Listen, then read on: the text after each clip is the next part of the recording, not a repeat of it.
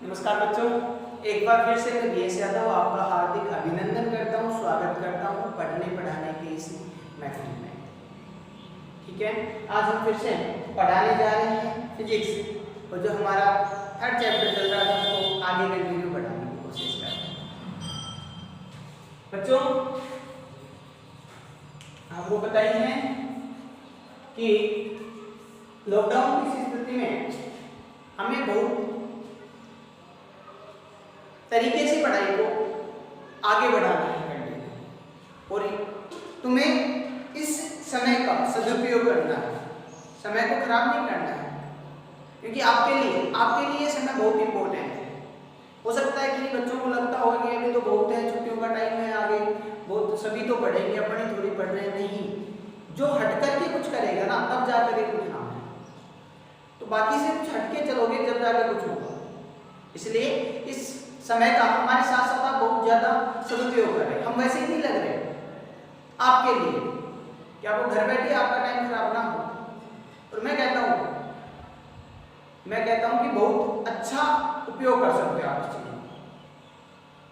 ठीक है, तो मैं ज्यादा कुछ कहना नहीं चाहूंगा, बस यही कहूंगा कि जितना पढ़ रहे हो उसे परिपक्व कीजिए, अच्छे से मतलब समझिए, उसकी गहराई में जाइए, समय आपके पास हो। ठीक है, आओ पढ़ने पढ़ाने की इस मुहिम को आगे बढ़ाते हैं। बच्चों, आज हम कुछ एग्जांपल सॉल्व करेंगे अभी तक जो सीखा है उसके बारे में। लास्ट जो था हमारा वो था विद्युत द्विध्रुव के कारण विभव। लास्ट टॉपिक जो था हमारा वो था विद्युत द्विध्रुव के कारण विभव। ठीक है, अब मैं यहाँ से एक विद्युत क्षेत्र E व विभव V में संबंध निकालना चाहूंगा। V सदिश नहीं होता, सॉरी, E में और V में एक संबंध निकालना चाहूंगा, जिससे हमें अलग अलग आकार की वस्तुओं के लिए विभव की गणना कर सके। जैसे हमने विद्युत क्षेत्र E गाउस के अनुप्रयोग में E निकाला था हमने, तो उसी E के जो मान आए थे, परिणाम आए थे उनके, उन्हीं डेरिवेशंस का यूज करके हम क्या निकाल सकें, V। तो एक बार मैं E व V का संबंध देखना चाहूंगा। ठीक है बच्चों, हमें पता है कि किया गया कार्य W होता है बल गुणा विस्थापन। ठीक है, और इनके किसके अदिश गुणनफल के, W होता है बल गुणा विस्थापन, और यदि मैं अल्पांश अल्प कार्य की बारे में बात करूं तो होता है DW, तो DW होगा बल गुणा विस्थापन। बच्चों, इसी को मैं लिख सकता हूं, तो बल को यदि मैं लिखना चाहूं इन दोनों को आगे, मैं लिख सकता हूं F dx cos थीटा, ये है DW। ठीक है, यहां तक। अब एक बात बताओ मेरे को, एक बात बताएं, ध्यान से सोचना मेरे साथ में। इस F को चेंज करना है किसके रूप में, E के रूप में। किसके रूप में, E के रूप में, यानी कि बल। अब ये बल को मिलाना विद्युत क्षेत्र E के टर्म्स में, तो E बराबर क्या होता है, F अपॉन Q। तो यहां से F बराबर क्या आ जाएगा, QE। F बराबर क्या आ जाएगा, QE। तो मैं इसको लिख सकता हूं QE dx cos थीटा, इसके बराबर DW। ठीक है, अब यहां से अलग अलग बुक्स का अलग अलग पढ़ाने वालों की को दो तरह के मत है, समझना मेरी बात को। हो सकता है कोई लोग आपको कंफ्यूज करने की कोशिश भी करें, मैं दोनों चीजें आपके सामने क्लियरली पेश करना चाहूंगा। यदि हम इस cos थीटा को नहीं लेकर के चलते हैं, तो जो किया गया कार्य है वो हमें विभव क्या होता है, अनंत से विद्युत क्षेत्र में किसी बिंदु तक लाने में किया गया कार्य विभव होता है। एकांक धनावेश को अनंत से विद्युत क्षेत्र में स्थित किसी बिंदु तक लाने में किया गया कार्य विभव होता है। तो जो कार्य हम करते हैं वो विद्युत क्षेत्र के विपरीत करते हैं, विद्युत क्षेत्र को उसे दूर ले जाना चाहेगा, हम उसके विपरीत कार्य करते हैं, वही उसकी ऊर्जा के रूप में संचित होता है। तो कई दार्शनिक, या मैं कहूं दार्शनिक ही समझिए एक तरह से, फिजिक्स के दार्शनिक, तो कई तो इसे इस तरह से कहते हैं कि DW हमेशा नेगेटिव लेंगे, DW बराबर F dx इस रूप में व्यक्त करते हैं, और इसी को फिर वो लिखते हैं QE dx। ठीक है बच्चों, मैं समझा देता हूं सारी बातें। ऐसे ही पहला रूप जो मैं बता रहा हूं डायरेक्ट समझते हुए, तो ये DW नेगेटिव है, तो माइनस का DW अपॉन Q हो जाएगा, Q को यहाँ ले आया, और और dw अपॉन q क्या होता है dv। अरे dv क्या होता था dw अपॉन q, तो ये क्या हो जाएगा dv, तो माइनस का dv बराबर e इंटू dx। ठीक है, तो यदि मैं dv के बारे में बात करूं तो माइनस d इंटू dx, और यदि मैं इसका समाकलन कर दूं तो v बराबर आ जाएगा समाकलन e इंटू dx। बच्चों कुछ ही सुनो, तो एक संबंध आया किसके बीच में, विभव के बीच में और विद्युत क्षेत्र की तीव्रता E के बीच में। संबंध आया विभव और विद्युत क्षेत्र की तीव्रता E के बीच में। शायद ये बात आपके समझ में आई होगी, मैं एक बार फिर से बताता हूं कि हमें पता था कि किया गया कार्य होता है dw बराबर f dx के। पहला तरीका बता रहा हूं तुम्हें, cos थीटा में लगा करके हमें पता है।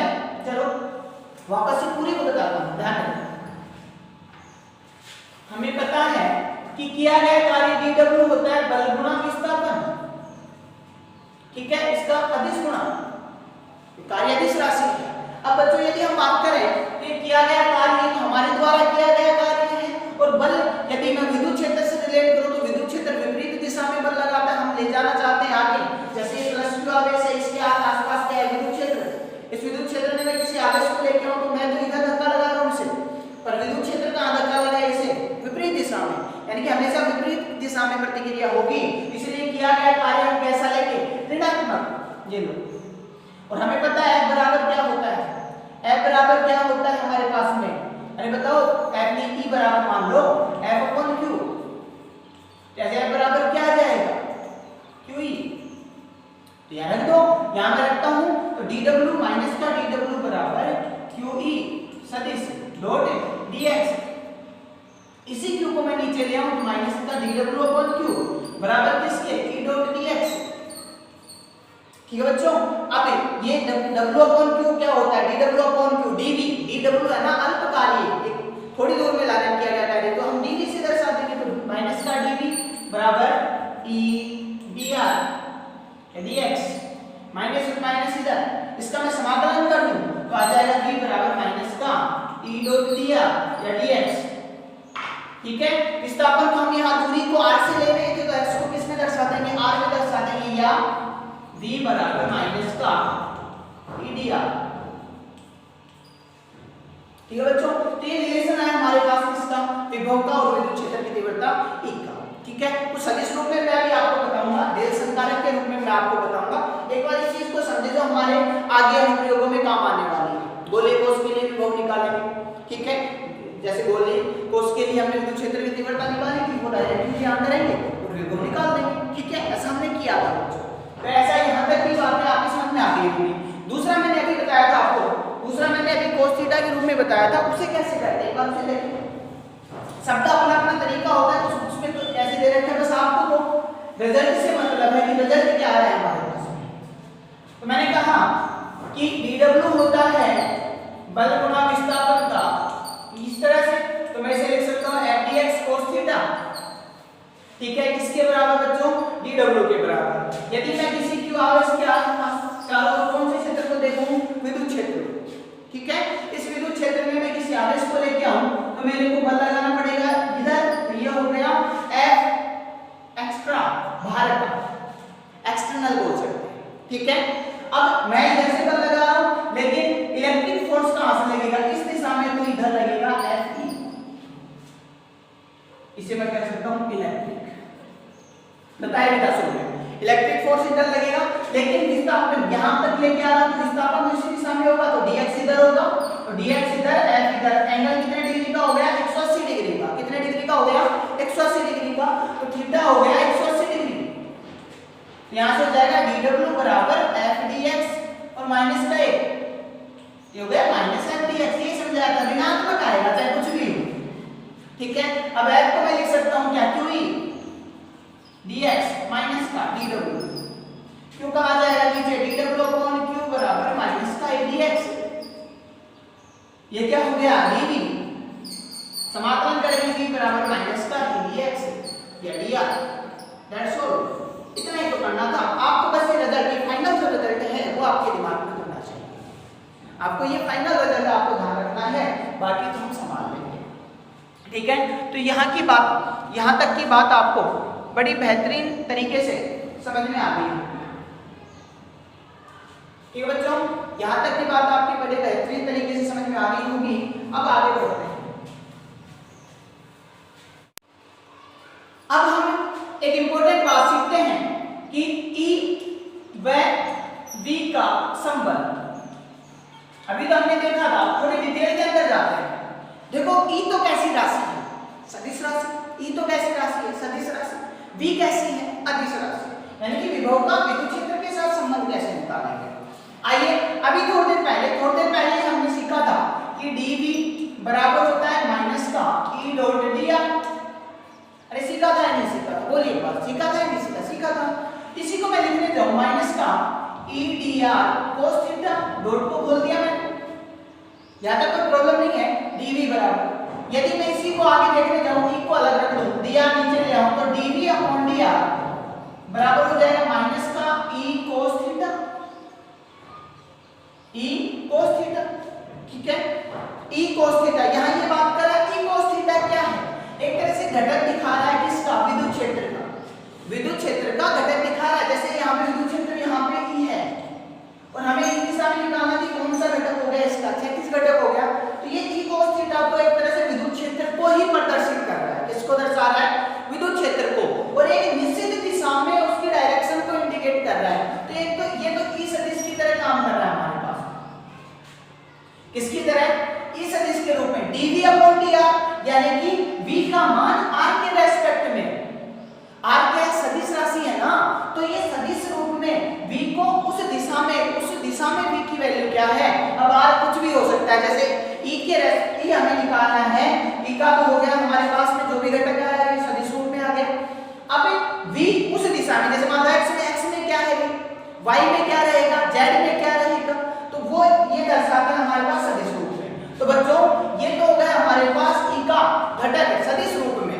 ठीक है, अब इसको है ना, इसको v को हमें सदिश रूप में तोड़ना है, तो v को हमें अलग-अलग तीन दिशाओं में बांटना पड़ेगा। तीन दिशाओं में हो सकते हैं, कौन-कौन से में?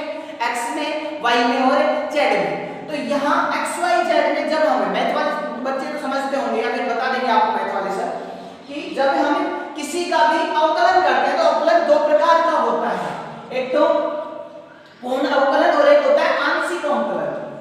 क्या होता है? आंशिक अवकलन।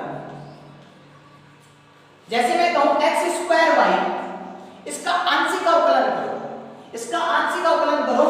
हम इसका एक आंशिक अवकलन करने के लिए एक बार तो x के रेस्पेक्ट में करते हैं और y को कांस्टेंट मान लेते हैं। हालांकि कांस्टेंट नहीं, आंशिक अवकलन इसी को कहते हैं। y को क्या मान लेते हैं? कांस्टेंट। और उसी प्रकार फिर आगे दोबारा करते हैं, y को फिर क्या करते हैं? y का अवकलन करते हैं, y के सापेक्ष c, और x को फिर कांस्टेंट मान लेते हैं। यानी कि जिस वेरिएबल का अवकलन कर रहे हो उसका उसी के सापेक्ष अवकलन करते हैं, बाकी दूसरे को हम क्या कर देते हैं? कांस्टेंट कर देते हैं। तो उसी को हम बोलते हैं आंशिक अवकलन। ठीक है बच्चों, और उस आंशिक अवकलन को हम डेल से दर्शाते हैं। किससे दर्शाते हैं? डेल से। ठीक है, तो यदि मैं dv अपॉन dr, अब मैं विद्युत क्षेत्र E देखूं इसमें x दिशा में, E देखूं मैं x दिशा में, तो मैं निकालूंगा dv आंशिक अवकलन को डेल से दर्शाएंगे, del v upon del x। ठीक है, E y तो ये आएगा del v upon del y। और यदि मैं निकालूं E z तो ये आएगा del v upon del z। एक बार यहां तक की बात को क्लियर करें, एक बार यहां तक की बात को समझने की कोशिश करें।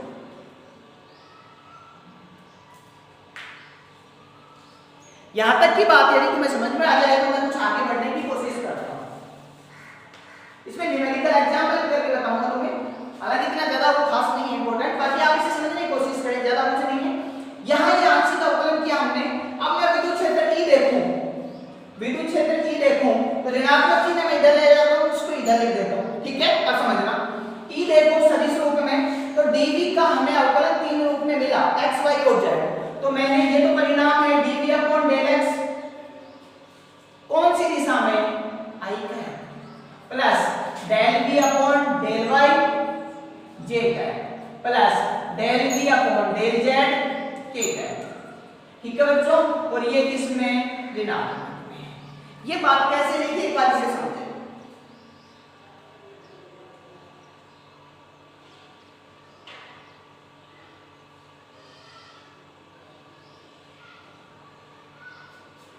ठीक है, कोई दिक्कत है यहां तक? ये बात कैसे लिखी समझ में आ गई होगी, माइनस मैं v को सभी से कॉमन ले लेता हूं तो v तो बाहर आ जाएगा, बेचारा यहां बचा del upon del x i cap plus del upon del y j cap plus del upon del z k cap. देखो बच्चों फिर से बता रहा हूं एक बार, dv बराबर होता है ईडीआर माइनस का, इसको खोला मैंने ईडीआर cos थीटा, dr नीचे ले आया e cos थीटा, एक तरह से सदिश को बताता है, e का सदिश घटक है तो e हो गया ये, माइनस में इधर ले आया माइनस का dv अपॉन dr। v का हम r के रेस्पेक्ट में यदि हम देखें तो तीन प्रकार की त्रिविमीय आकृतियों के अंदर हम तीन प्रकार से अलग-अलग दिशाओं में निकाल सकते हैं, x में, y में और z में। तो यदि हम x की बात करते हैं तो उसका आंशिक अवकलन करेंगे x के सापेक्ष, सॉरी यहां पे डेल आएगा, और y में करते हैं तो y के सापेक्ष आंशिक अवकलन करेंगे, z में करते हैं तो z के सापेक्ष आंशिक अवकलन करेंगे। आंशिक अवकलन हमने किया इस तरह से, यहां पर जो माइनस चिन्ह था वो लेकर लगा दिया, जब सदिश रूप में हम लिखते हैं तो आंशिक अवकलन क्या है, x दिशा में तो आया हमारे पास एकांक सदिश i कैप, y में j कैप, z में k कैप। ये आने के बाद हमने यहां से माइनस कॉमन लिया और v को भी बाहर ले लिया, माइनस तो पहले से था, v को बाहर लिया, लेने के बाद हमारे पास बचा कुछ ऐसा। एक बार यहां तक की कहानी को समझिए फिर आगे बढ़ते हैं।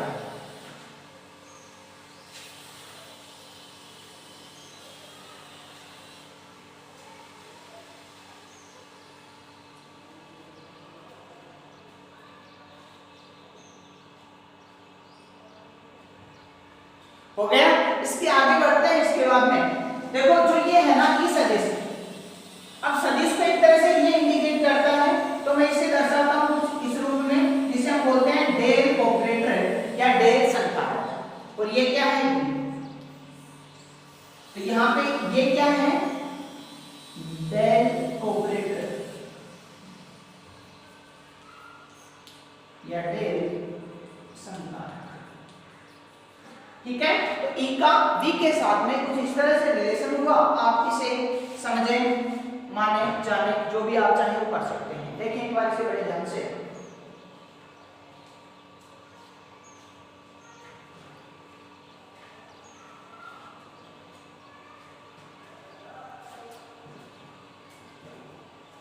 ठीक है। तो यहां तक के टॉपिक को आप ध्यान से समझने की कोशिश करें, बहुत अच्छा पॉइंट था। अब हम कुछ क्वेश्चंस करते हैं, पहले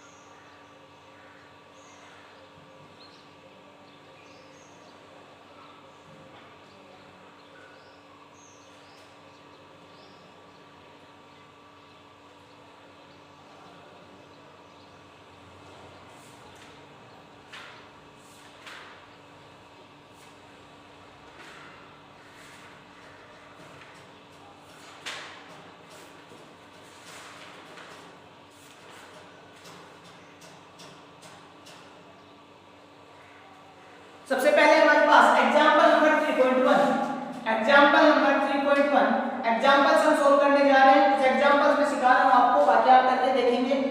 3.1 बिल्कुल आसान सा है। ये कह रहा है कि एक स्थान पर विद्युत विभव -15 वोल्ट है, इसी स्थान पर विद्युत विभव -15, मैंने वो स्थान ए माना तो V आ गया -15 वोल्ट।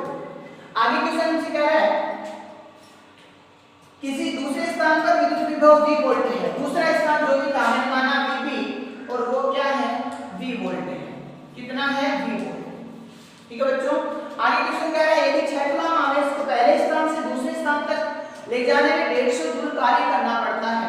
हमने दिया आवेश Q की वैल्यू 6 कूलम और हमें दिया गया VAB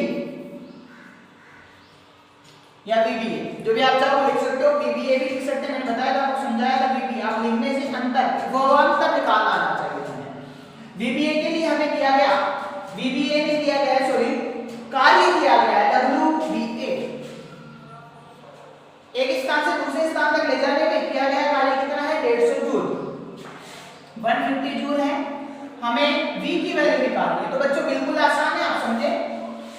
हमें पता है यहाँ विभवांतर एक स्थान से दूसरे स्थान में विभवांतर होता है, यानी कि vba, और ये होगा vb माइनस va, और ये होगा बच्चों wba अपॉन q या स्मॉल q, जो भी आप मानते हो वही चीज है। ठीक है, vb दिया गया v माइनस va माइनस का 15, wba कितना है बच्चों 150, q कितना है 6, v प्लस 15 याद आएगा हमारे पास, काट दीजिए बच्चों, 6 दूनी 12, 6 पंजे 30, 25, v बराबर 25 माइनस 15 कितना आ गया 10 वोल्ट। आंसर खूबसूरत सा है हमारे पास 10 वोल्ट, बहुत ही बेहतरीन सा आंसर आया 10 वोल्ट। ठीक है, ये हमारे पास पहला क्वेश्चन था एग्जांपल्स का। अब हम बात करते हैं एग्जांपल 3.2 की। अब हम बात करते हैं एग्जांपल 3.2 की। ज्यादा मैं नहीं बताऊंगा, आप इसे ध्यान से समझ लें, ज्यादा कुछ नहीं है। ठीक है, बेसिक से जल्दी जल्दी करवा रहा हूं। दूसरा है हमारे पास 20 कूलम आवेश को बिंदु ए से बी तक ले जाने में 0.2 मीटर दूरी के लिए किया गया कार्य 2 जूल है। आवेश दिया गया हमारे पास 20 कूलम, दूरी दी गई है 0.2 मीटर, किया गया कार्य WAB, किया गया कार्य WBAIB 2 जूल है।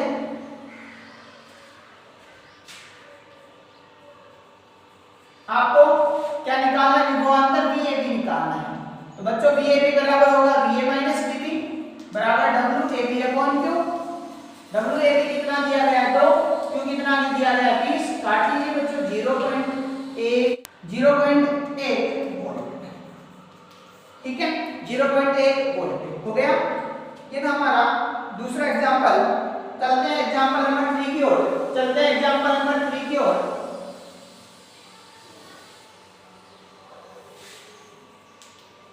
प्रश्न कह रहा है हवा में स्थित किसी बिंदु धनात्मक बिंदु आवेश 1.1 गुना 10 की पावर माइनस 9 कूलम से 1.1 गुना 10 की पावर माइनस 9 कूलम से 10 सेंटीमीटर दूरी पर स्थित बिंदु पर विभव का मान ज्ञात करो। हमारे पास Q दिया गया है 1.1 गुना 10 की पावर माइनस 9 कूलम। ठीक है, आगे कह रहा है ये 10 सेंटीमीटर दूरी पर हमें दूरी दी गई है 10 सेंटीमीटर, विभव निकालना है। बच्चों 10 सेंटीमीटर पहले मीटर में बदलेंगे तो 10/100 यानी कि 1/10 मीटर। बताओ देखिए v का मान कैसे निकालेंगे, v का मान कैसे निकालेंगे पता है? हाँ शाबाश, ये आपको पता है सीधा सीधा सब मान है k q upon r। q दिया है, बड़ा q दिया है तो बड़ा q ले लो, k 9 गुना 10 की पावर 9 पता है वैल्यू, q कितना है 1.1 गुना 10 की पावर माइनस 9 अपॉन r कितना है 1/10, 10 ऊपर चला जाएगा। ठीक है, ये कैंसिल, ये क्या हुआ 11 और 9 99 तो कितना हो गया 99 वोल्ट, 99 वोल्ट। देखिए यहां से देखिए क्वेश्चन को,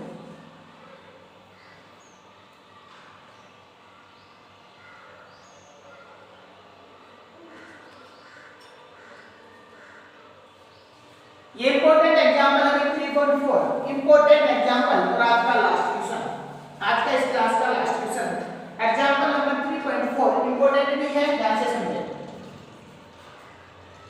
देखिए क्वेश्चन कह रहा है हमसे दो आवेश, एक तो है 4 गुना 10 की पावर माइनस 9 कूलम, Q1 दिया गया हमारे पास 4 गुना 10 की पावर माइनस 9 कूलम, Q2 हमारे पास दिया गया है minus 3 into 10 to the power minus 9 minus 3 into 10 to the power minus 9 coulomb. ये कह रहे हैं कि इनके मध्य दूरी 0.1 मीटर है, इनके बीच में दूरी r दी गई है हमारे पास 0.1 मीटर। दोनों आवेशों को मिलाने वाली रेखा के किस बिंदु पर विद्युत विभव शून्य होगा? अनंत पर विद्युत विभव या विभव शून्य लीजिए। हमें ऐसी वैल्यू इन दोनों के बीच में, इनको मिलाने वाली रेखा पर ऐसे बिंदु को निकाल के लेके आना है जहां पर विभव शून्य हो। तो ध्यान से समझिए एक बार इस बात को, कहानी कुछ इस तरह से है कि एक आवेश है Q1, एक आवेश है Q2, उनको मिलाने वाली रेखा बच्चों होगी कुछ ये दूरी यहां से यहां तक की दूरी हमें दी गई 0.1 मीटर, समझना ध्यान से। अब एक बात बताइए, Q1 के कारण से विभव आएगा पॉजिटिव, Q2 के कारण से विभव आएगा नेगेटिव। ठीक है, यदि मैं देखूं तो Q Q1 की वैल्यू क्या है, ज्यादा, और Q2 की वैल्यू क्या है, कम। तो हमें पता है V बराबर होता है KQ अपॉन R, V बराबर होता है KQ अपॉन R। तो ये V है ना, V ज्यादा डिपेंड करेगा Q पर और उसके साथ साथ किस पर, R पर, ठीक है। तो V बराबर KQ अपॉन R। यदि मैं इधर ध्यान से समझना, इधर मैं दूरी लूं तो इस पहले के लिए R1 की वैल्यू तो ये होगी, इसके लिए R2 की वैल्यू ये होगी, ठीक है। लेकिन Q1 का मान यहां मैं देखूं तो Q1 का मान क्या है हमारे पास में, ज्यादा पॉजिटिव बड़ा है। Q2 का मान क्या है, कम है, ठीक है। तो पहली बात इसका मान बढ़ा, समझ रहा, मान पॉजिटिव यानी मान बढ़ा, Q भी ज्यादा, R1 छोटा, वैल्यू बड़ी भाग छोटी का लग रहा है, वैल्यू बड़ी भाग छोटी का लग रहा है। तो क्या ये वैल्यू कभी भी इसके बराबर आ सकती है? क्या मैं बात करूं V1, यदि यहां निकालूं तो यहां V1 का मान V2 के बराबर आ सकता है क्या, नहीं आ सकता। शून्य तो कब होगा, जब V1 और V2 दोनों जुड़ करके कितने हो जाए, 0। तो यहां मैं निकालूं इस बिंदु पर उपस्थित आवेश के कारण, इधर मैं कहीं पे भी निकालूंगा तो सबसे ज्यादा प्रभाव होगा पॉजिटिव आवेश का, इसलिए यहां पर विभव हमेशा निकल करके आएगा पॉजिटिव। कैसा निकल करके आएगा, पॉजिटिव। क्यों, क्योंकि बड़ा आवेश भी इसके पास में है और दूरी भी पास में है, दूरी कम होगी। V बराबर होता है KQ अपॉन R। तो V के तो समानुपाती, V Q के तो समानुपाती और R के व्युत्क्रमानुपाती, यानी R कम तो V बड़ा, तो R कम V बड़ा हो गया इसके बाद, ठीक है। और माइनस वाला क्या है, कम, तो इधर तो कैसा रहेगा, धनात्मक। तो इधर कभी भी बच्चों के, बहुत ज्यादा बच्चों के समझ में नहीं आती ये बात, आप ध्यान से समझे इस बात को मैंने क्या कहा, ठीक है। अब दूसरी बात, इसके और इसके बीच में हो सकता है क्या, बिल्कुल हो सकता है। इधर नहीं हुआ तो इधर बिंदु कहीं पे भी हो सकता है।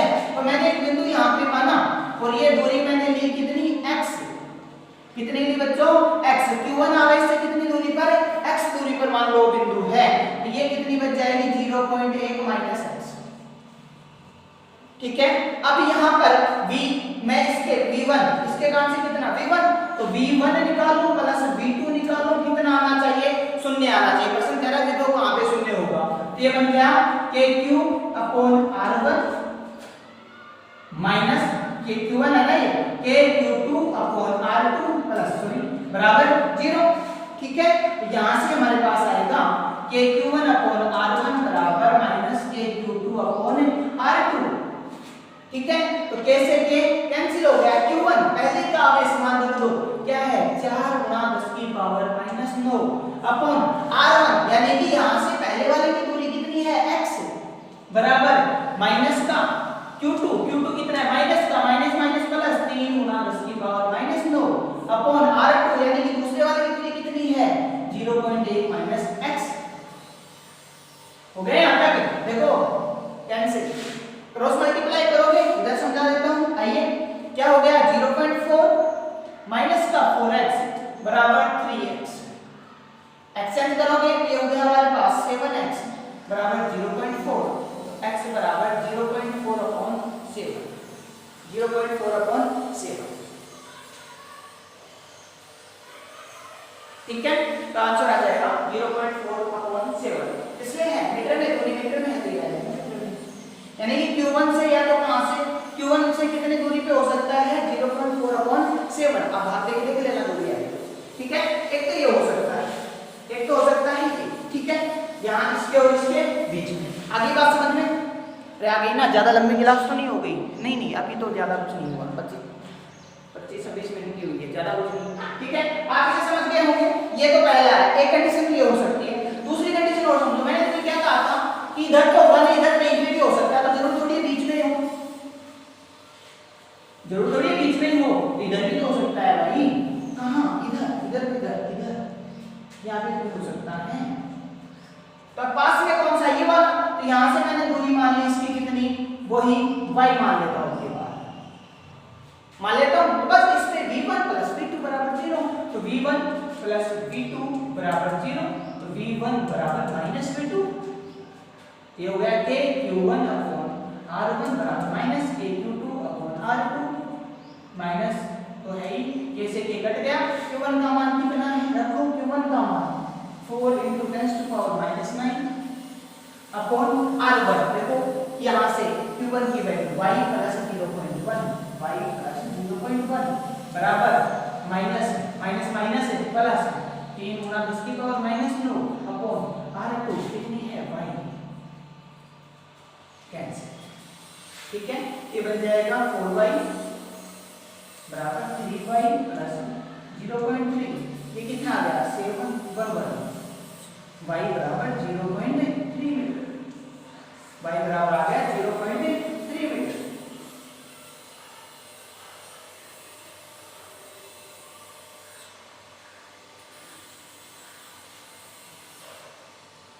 ठीक है, y बराबर 0.3 मीटर। ठीक है, पहले में हमने देखा था Q1 से तो आ गया था कितना 0.4/7। Q1 से